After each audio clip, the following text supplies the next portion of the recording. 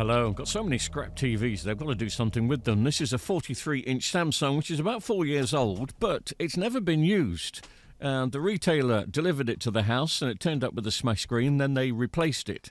But they left it at the customer's house. So the parts in this TV have only been switched on for something like 20 seconds. Well, maybe a couple of minutes. And I've got so many used sets that I want to get them out the way. So I'm going to save the backlights on this because these backlights are as new. And I'm going to save the main board and I'm going to save the power supply, obviously, and any other little bits. But I suddenly stumble across an idea when I start taking this TV to bits, because I doubt very much anyone's going to ever bring me one of these models and say it needs new backlights. And if they do, even though this set's only had a minute's use, I still would prefer to stick in a brand new set. So I start dismantling this TV and then I come up with an idea as I take the backlights out of here, because I remember I've got this TV. This is a Toshiba Vestel 43-inch. It's got two faults. The main fault was a software issue. It just kept rebooting. I managed to solve that just by replacing the EEPROM chip on it. But the screen is very blue. The backlights have gone dark blue on these, and the picture is just awful.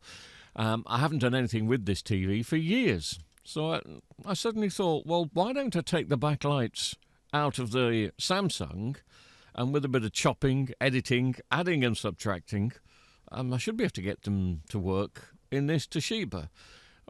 I've got nothing to lose. It's only going to take an hour to do it, so I suddenly take on a task that I didn't really plan. So here are the backlights that's in the Toshiba. We've already taken the backlights out, and I'm just measuring them up.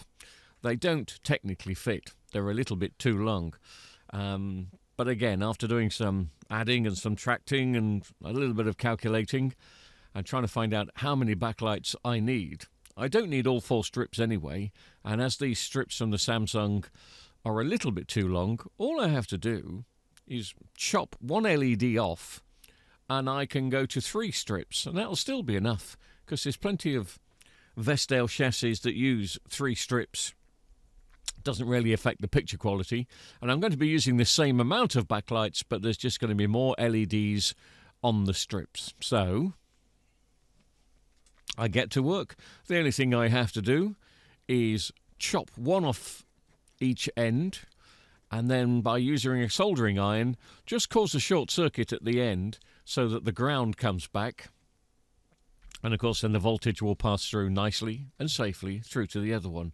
So I've just scraped a little bit where the positive and negative are, shorting it out, and then using a crude pair of rusty pliers probably, I'm just going to cut the end off this one, and then I'm going to do exactly the same with the other 2 strips. So we're going down from 4 strips to 3 strips, but we are going to have the same amount of LEDs, so it's not going to be a problem for the LED drivers or the transformers. They should be able to light them pretty good. So let's get the old ones out. These are the ones, remember, that have gone dark blue. They still work, they've just all gone blue, as they tend to do these days. It's been such a common fault with backlights over the last 3 or 4 years, turning blue, probably longer than that now.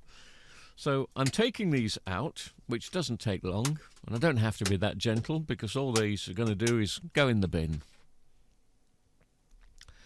And then I'm just prepping the electronics here. I'm just sticking some wires out, ready to solder into the new 3 strips that I'm going to go. Remember, I'm going down from 4 strips to 3 strips, so it just needs a little bit of wiring, a little bit of soldering, and then I can lay them in.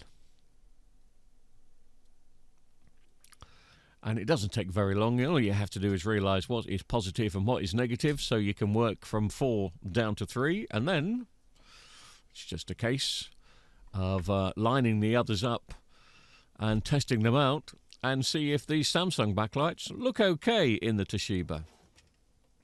So I've got it just roughly lined up where they're going to be. I shall tidy them up later, but I just want to test. But I do notice something during the test.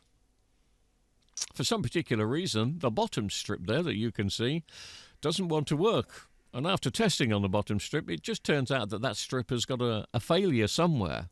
I'm not too sure where, and I don't go looking for it. All I do is get the other strip out that I had, because remember I'd got 4 strips, and I replace it. So I stick them in place, put the diffusers back. Time to get the screen back in. It's always a bit of a gentle job doing this, obviously. I've glued the other backlights down. They're all in place. It's all wired in and it's all soldered. There's no sticky tape. There's no blue tack. Trying to do the best particular job that I can. This is not a TV for a customer, of course. It's just something I'm going to use one day. It's interesting to note, isn't it, that Samsung put all those screen supports in their 43-inch models. Vestel put none. I couldn't have put these in because it wouldn't reach the screen, so it wouldn't really make any difference. But that's the difference in build quality. Anyway, so stick the Toshiba back together and decide to plug it in, and let's have a look and see what the picture quality is like. It's gone from being very dark blue to being a nice bright white, and there's technically no shadows on the screen. Everything seems to be as good as it possibly can. I'm not too sure if this is a smart TV, and as I mentioned earlier, it's not for a customer, so it'll probably end up getting used for a monitor or something like that.